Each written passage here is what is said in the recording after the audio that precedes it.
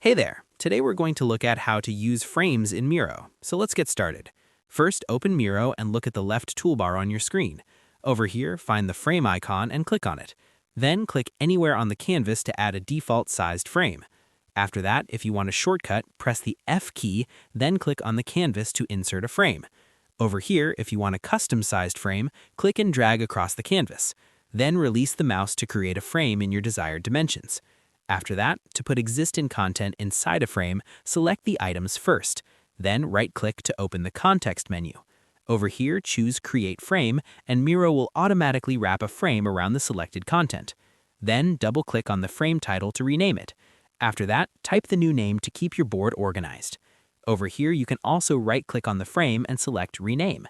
Then, to move or resize a frame, click on its border. After that, drag the edges or use the corner handles to scale it easily. Over here, right-click on the frame to change its color or aspect ratio. Then apply visual customization to make different sections stand out. After that, if you want to group multiple frames, hold down the Shift key. Then click on each frame you want to include. And that wraps it up. Appreciate you watching. See you in the next.